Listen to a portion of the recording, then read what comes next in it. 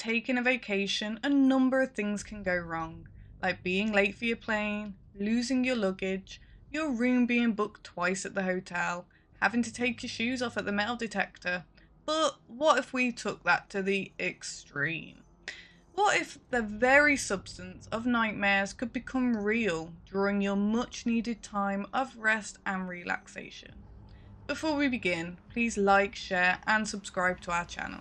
At no cost to you, every new sub helps us achieve our goal and keeps us motivated to create new content with you in mind. With that being said, I am your host Sarah, and here are 10 more must-see vacation horror films. Enjoy. Number 1. Cabin Fever. Splat Pack member Eli Roth gives us his seminal 2002 cabin in the woods type of film called Cabin Fever. Phrase cabin fever refers to that sense of isolation and stir craziness, one that develops after being alone in a singular place for a long period of time. Personally, I don't understand that concept, as it sounds preferable to being out with people. I agree with the writer Stephen, but I digress. In Cabin Fever, a group of teens visit a cabin in which they each become infected by some sort of virus that causes them to deteriorate or even decompose while being alive. Skin peels, body parts fall off, insides bleed. It's like some sort of combination of flesh-eating bacteria and Ebola. Needless to say, Cabin Fever is gruesome and the practical gore effects are top tier. If there's anything I can give Eli Roth credit for, it is that. The characters may not be anything to write home about, but what's happening to them feels palpable. I generally felt bad for what was happening to them, so the film also gets points for viscerality, both literally and emotional. Side note, if any of you are a fan of Serena Vincent, who was most notably for playing the perpetual nude foreign exchange student in Not Another Teen Movie, she is also in this film. Catch the Fever on YouTube, Fandango, Google, and Amazon. Number 2. The Green Inferno. The Green Inferno is a relentless body horror film, also directed by Eli Roth, who isn't afraid to mutilate something on screen. When Roth is in his wheelhouse, which is body horror, he can make a decent film and makes his gore very stylish. The Green Inferno involves a group of college activists who take a trip to the Amazon to expose a corporation who have been destroying the homes of native tribes. The film pays homage to the gluttony of cannibal films of the 80s, particularly Cannibal Holocaust, which it is based on. Green Inferno is ripe with juicy carnage. It's got beheading, dismemberments, eyes being ripped from sockets. The first cannibalistic scene that occurs is about midway through the film. The indigenous cannibal tribe captures the activists that survived their plane crash. They start eating the big guy alive before chopping him up and cooking him like a Christmas ham. He is chowed down on quite ravenously by the cannibals. Every body part, visceral and all, is fair game in an admirable feat of practical effects. The Green Inferno is shot particularly vibrant as the beautiful greenery of the Amazon that only complements the bloody effects of the carnage. Ultimately, the trip wasn't quite the vacation they had hoped for, but you can enjoy it on Amazon, Google, YouTube, and Fandango. Number 3. Berlin Syndrome. The 2017 psychological horror film Berlin Syndrome is based on the 2011 novel of the same name by Melina Yusen, and I'm sorry if I mispronounced that. The film follows an Australian photographer, Alice, who travels to Germany to experience life. She meets up with Andy, a German-English teacher. Berlin Syndrome is an English and a German language film that premiered at Sundance in 2017. It was then given a theatrical release in Australia in April of the same year. Alice is played by Teresa Palmer, a renowned Australian scream queen, known for films like Wolf Creek. The US may know her as being a Kristen Stewart lookalike. Am I wrong? And no, that is not an insult. Kristen Stewart is very beautiful. Stateside would be most familiar with Palmer from The Grudge 2 and the most underrated zombie movie, Warm Bodies. I did really love that film. Alice and Andy start to have a fling and grows into an obsession on his part. Andy is played by Max Rehmelt, a renowned German actor, most known for his role in various TV series. Stateside, he'd been best known as a safecracker in Sense8.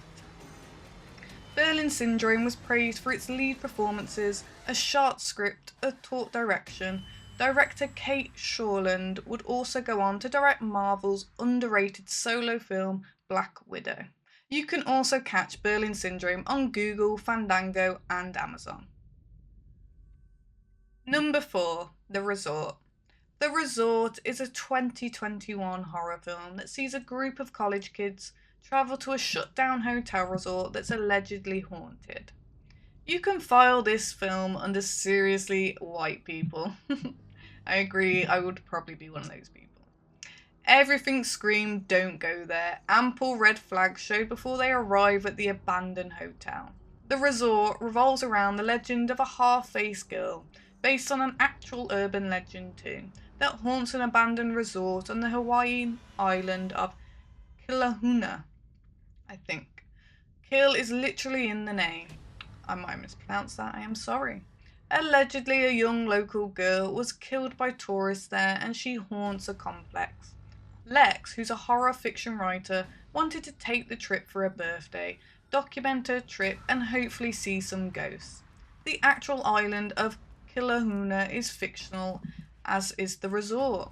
Although Kilauea may be a reference to the island of Kiahuna, that has a hotel resort, and I'm sorry if I mispronounced that again.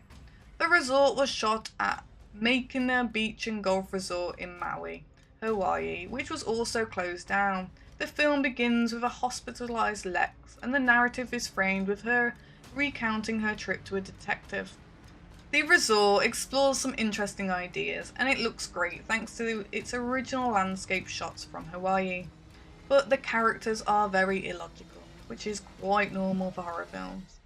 Lex, for example, is a writer chronicling this trip on her phone, but doesn't know how to back up her phone. Fun fact though, the former member of a rap group Migos, however, produced this film. Catch it on Tubi, Amazon and Google. Number 5. Wrong Turn. The original Wrong Turn was 2003's answer to The Hills Have Eyes, which was a 1977 classic horror film directed by modern master of suspense Wes Craven, long before A Nightmare on Elm Street or Scream. The film was about cannibalistic mountain people. The critics may have panned Wrong Turn, but it eked out a profit during its theatre release of a modest $12 million budget. It was released at the end of May, so those who caught it in theatre were entering summer vacation months themselves, but hopefully theirs went a lot better than the group of college kids in this film. Wrong Turn gained a cult following from horror fans like me. Well, not me specifically, but probably many of you watching. The mid-noughties were a safe haven for DVD sales, and Wrong Turn was the perfect film to build a moderately profitable franchise in the home market. I'm not personally a fan of the film. That isn't to say there weren't enjoyable and exceptional aspects of it. First off, Wrong Turn had some solid gore effects, and the cannibal films, it's essential to have at least one person eaten alive in a horrific manner. The cannibals were designed by the late special effects legend Stan Winston, who's responsible for bringing xenomorphs to life and dinosaurs back to life. He also served as one of the producers of Wrong Turn. Secondly, if you are or were a gorehound like me, Wrong Turn was advertised as a must-see back when it came out in the year I first entered high school. So kick back and watch it for the blood and guts. But lastly and far from least is Eliza Dushku. Everyone and their bisexual mother had a crush on her since she sizzled on the small screen as Faith in Buffy the Vampire Slayer. She is an underrated and exceptionally charismatic actress. Also shout out to Emmanuel Shrieky, who went on this trip gone wrong before she was E's love interest on HBO's hit Entourage. If you're interested in Wrong Turn, or its sequels, or its reboot, or its sequel to its reboot, start with the original on Plex and Amazon. I actually watched all of the Wrong Turns recently. The new one is really, really good. I think they did a great one, but find the original set of them, they just got worse and worse and worse. But the originals were really good, but it's just a couple of the middle ones for me. Number 6. The Cabin in the Woods. Cabin in the Woods is a little less subtle in its meta approach than, say, Scream, as it takes head-on all sorts of horror tropes in a smart and highly entertaining story that is self-reflective meta to the extreme. Although played with controversy, we can appreciate Joss Whedon's wit and whimsy that is stamped all over this film that Drew Goddard directed with finesse. Even when you think you've got a handle on what's going on during this college student vacation, you are hit with another twist. Cabin in the Woods sees said group of college kids take a trip to, you guessed it, a cabin in the woods. Even though this is the most quintessential of all horror setups, all the characters seem quite logical and intelligent, at least at first. The audience is shown that the whole cabin setting is an elaborate setup, and those behind it are manipulating the environment, the characters, and sending monsters in there to kill them as a sacrifice. They are also taking bets on who dies by what. What we learn by the end is that the sacrifice is very necessary, as they don't meet their quota, and that triggers an apocalypse by the Ancient Ones, or the old gods. So witness the impending mayhem over on YouTube, Google, Fandango, and Amazon. I remember that film, it was a crazy one. Number 7. A Perfect Getaway. 2009's Vacation Gone Wrong film, A Perfect Getaway, was released to modestly positive reviews, many citing that it was smarter than the average film of its type. It was directed by David Twohy, director and brainchild of the Reddick series. A Perfect Getaway stars Steven Zahn and Mila Jovovich as newlyweds Cliff and Sydney. They set out to hike in Hawaii for their honeymoon. Steve Zahn isn't new to the thriller, as he starred alongside the late Paul Walker in an underrated horror gem, Joyride, although Zahn's wheelhouse is typically more comedy. Mila Jovovich started out as a model, and she is gorgeous, but she became a household name after starring in the Resident Evil films as Alice, which she did a great job in. A Perfect Getaway's journeys with Cliff and Sydney as they pick up a couple of hitchhikers, Cleo and Kale. Cleo is sweet and Kale is temperamental. They too are newlyweds. The tension is heightened when they hear on the radio about a couple murdered. Cleo is played by Marley Shelton, who also isn't new to the genre, as she starred in the 2001 slasher film Valentine, and would also land a significant role as Judy Hicks in Scream 4 and 5. Kale is played by the future God of Thunder Chris Hemsworth. Needless to say, The Perfect Getaway has a more than solid ensemble. As the four of them go hiking, they encounter another couple called Nick and Gina. Nick is played by Timothy Olyphant, whose breakout role was the freaky Tarantino film student in Scream 2. While at its core, The Perfect Getaway is a vacation slasher, it is a smart and a suspenseful one with some very good twists. So travel to watch it at Starz, YouTube, Fandango, Google, and Amazon. Number 8. The Texas Chainsaw Massacre. The Texas Chainsaw Massacre is director Tobe Hooper's classic 1974 horror film that reflects a slasher subgenre in its more rudimental stages. An understated aspect of this film is the cinematography, which came to define the genre in many ways. The Texas Chainsaw Massacre uses a lot of low, wide angles, sometimes coupled with track shots as well as static ones, with lots of shadows and jaunted on-screen angles. The cheap 70s film stock gives the Texas Chainsaw Massacre a real gritty aesthetic on top of the cinematography. In 1974, when the film first came out, every death would have been absolutely shocking and brutal. it would have doubly unnerved an entire generation that witnessed Vietnam on TV.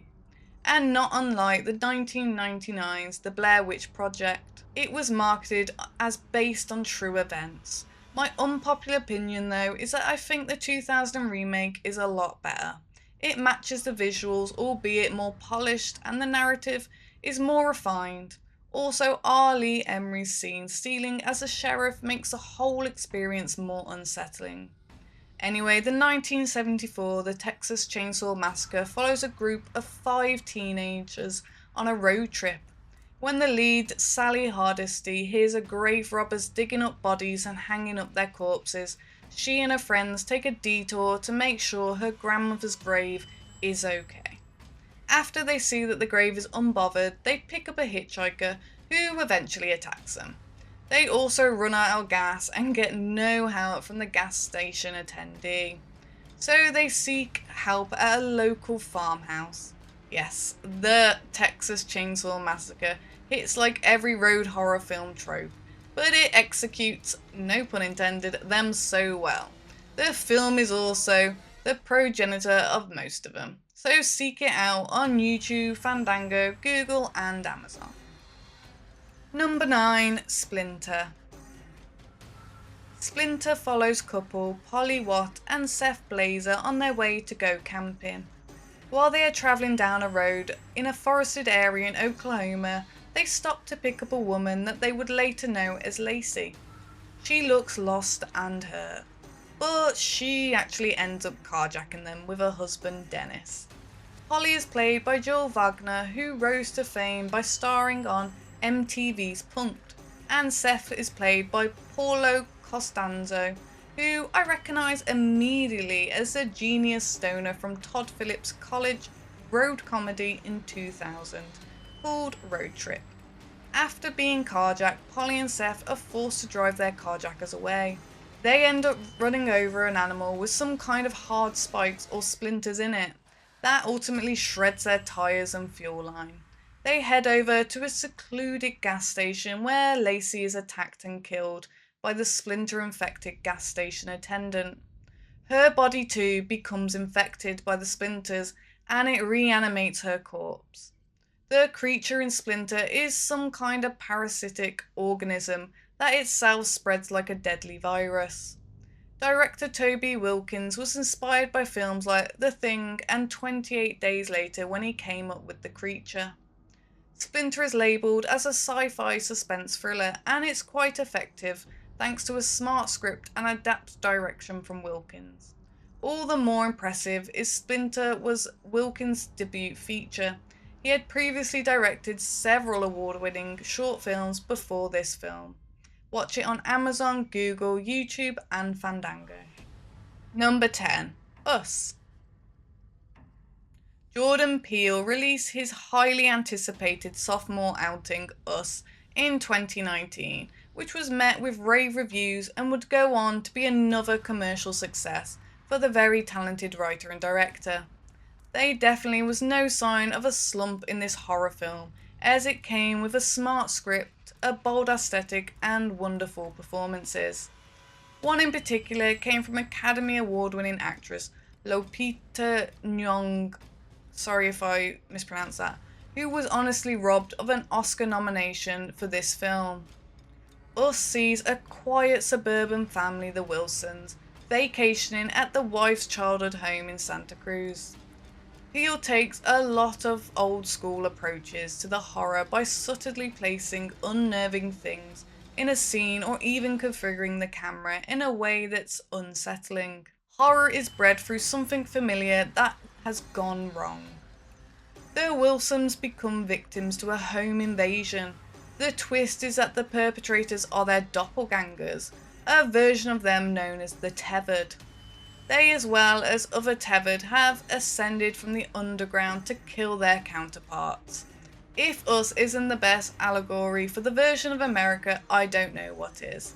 The film certainly reflects a divided and violent America, but also a whole facet of the country that has gone completely ignored. Witness Us on Amazon, Fandango and Google. Thank you so much to all of you for checking out the video. What was your favourite vacation film on the list? Please let us know in the comments below, or let us know if you would have added a different film to the list. If you enjoyed the video, please like, share and subscribe to our channel. Don't forget to tap that bell icon to stay up to date with all our latest releases. You can reach out to us on Twitter, also known as X, at StudioFat, or chat with us in Discord, which will be also linked below. Make sure to head over to fatninja.shop to check out all our latest merch. Every purchase helps keep the light on, so we greatly appreciate it. I've been your host, Sarah. Take care, everyone, and I really hope you have a beautiful day. And remember, welcome to paradise, where the drinks are free and you might never leave. Goodbye, everyone.